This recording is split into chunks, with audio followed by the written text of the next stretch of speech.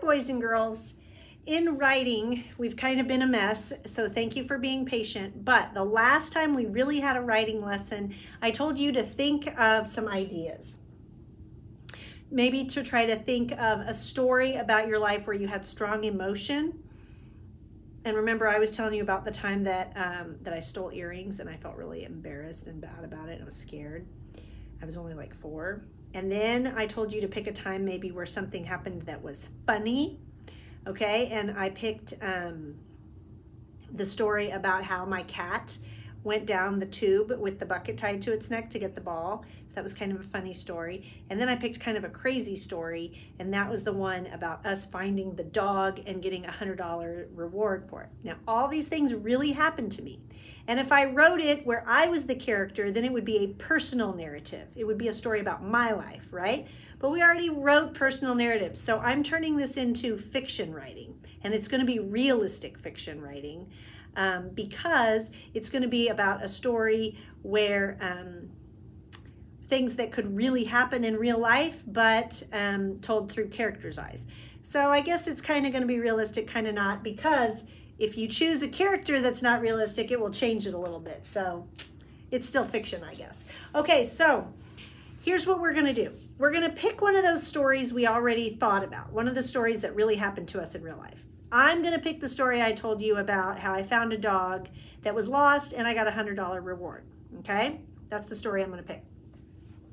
Now, since I'm writing a fiction story, I'm not going to actually be in the story.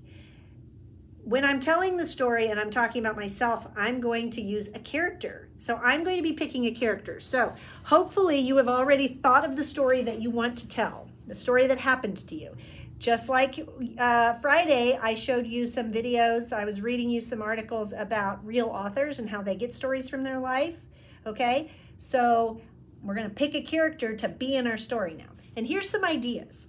Okay, we could use an animal in our story to be our character, kind of like Chrysanthemum, right? In the book Chrysanthemum, this is a story that could really happen about a little girl who loves her name, but people make fun of her. But she's a mouse, okay? So maybe this was something that really happened, or Kevin Hinkes, the author, maybe he saw somebody living this story out, but he picked a mouse as his character to tell the story. So we could do something like that.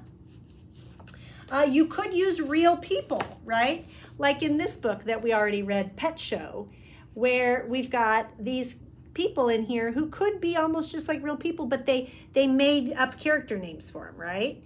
And so you could do that. You could use people in your story, but make up names for them. Maybe it's not you, but it's a different name. And don't use your friends, you know, use made up names, right? Like if I was writing a story, maybe I'd write about Marlena and Josephine or something. Okay, I could make up names for my people. Okay, now I could have things in my story if that makes sense. Like remember the story of Little Tree? That story was about a tree. He's a thing.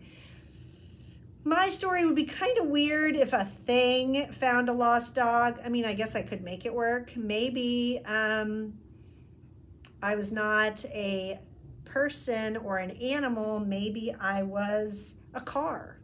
Maybe I was a car. There are cars that things happen to them, right?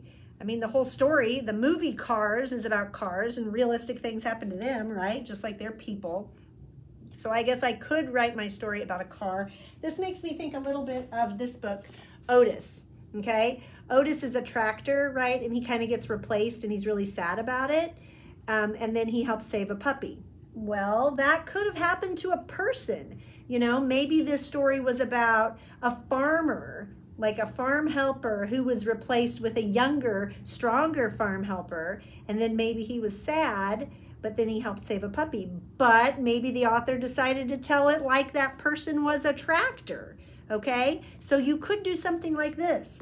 So, my story where I found a lost animal, yeah, I could write it like I'm a tractor or a boat or a car or an airplane or, you know, something, a ladybug. I guess that's an animal. Okay, you could use a community helper, right? A policeman, a firefighter, an ambulance driver. So that's a type of person.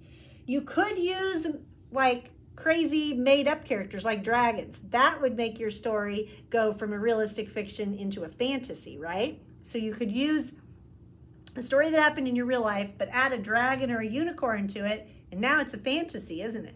You could do that. You could pick a character like that. A knight would make it kind of more like a fairy tale, but since it's not traditional, it might fit more of a fantasy. Same with fairies. If you pick fairies, that would be more of a fantasy, or princesses and princes, or you could pick superheroes. Like I could be a superhero that saves the dog in my story. So just in talking through this, I kind of like the idea of being a car, like a thing. So here's your job today, okay? You're going to think of a few character types that would fit in your story, okay? So on the student page, whoops, I moved my markers somewhere else. Hold on, let me get my markers. Let's tell what our story is going to be about, okay? So, whoops, oh no, that ripped. Let's scoot this out of the way. Okay, so I'm going to put my story idea here. Okay, you need to tell me in a short amount of words what your story is about. So I'm going to say, Lost Dog Reward is the name of my story, okay? Maybe that's not the title yet, but that's just how I'm going to remember it. Okay, now I'm going to think of character ideas, okay? And I want you to try to think of at least 3 character ideas.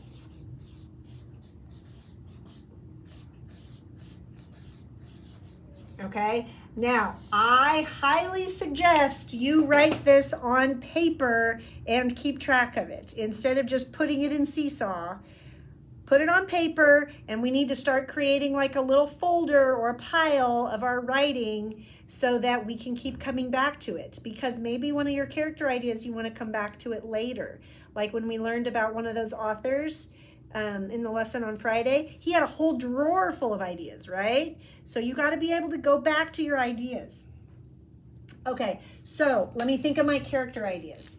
So who could play me or be the characters in my story about the lost dog? And I think, because it happened at my lake house, I think I could use like an old truck.